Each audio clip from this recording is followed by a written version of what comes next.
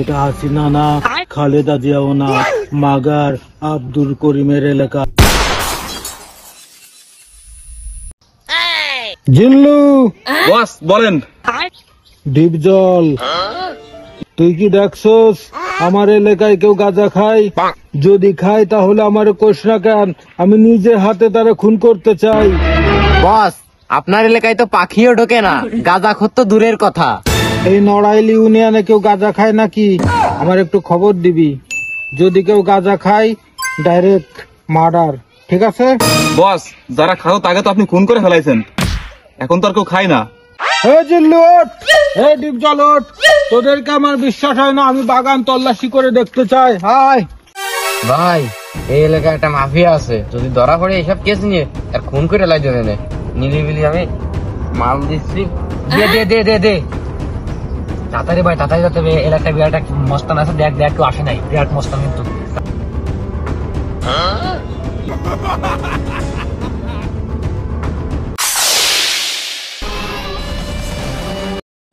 থাম।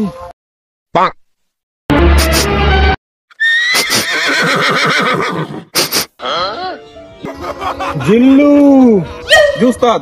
ডিপজল, তোরা বলছোস আমার এরিয়ায় কোনো গাঁজাখোর নাই, তাহলে এই পাশ দিয়ে গাঁজার গন্ধ আসছে কেন?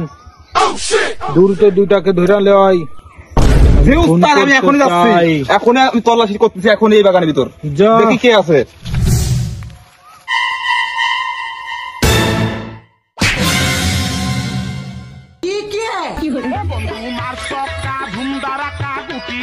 তোর এত বড় সাহস, তুই উস্তাদের এলাকা দিয়ে মাল খাইস?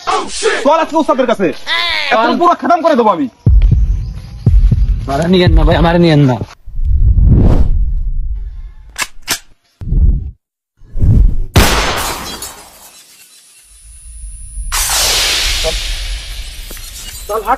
উস্তাদ পাইয়ে গেছি গাঁজাখোর উস্তাদ আপনার এলাকায়, কি করবেন এখনই করেন। নে নে জি।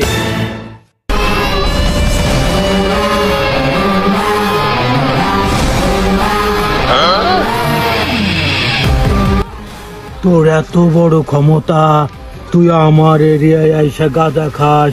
তুই কি আগে শোনস নাই এই এরিয়ায় যে গাঁজা খায় তারে আমি মার্ডার করছি? এই, এটা হাসিনা না, খালেদা জিয়াও না, মাগার আব্দুল করিমের এলাকা। এখানে যে একবার ফাঁসে একবারই পরপারে।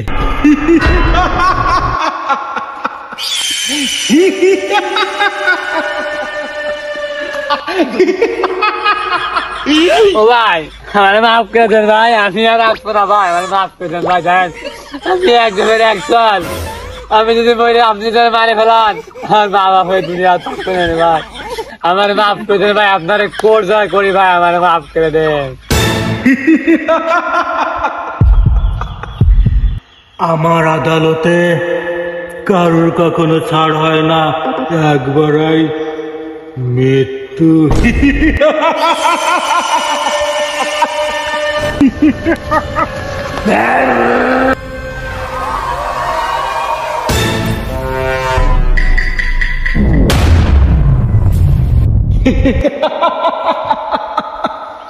জিল্লু, ডিপজল, লাশ গুম।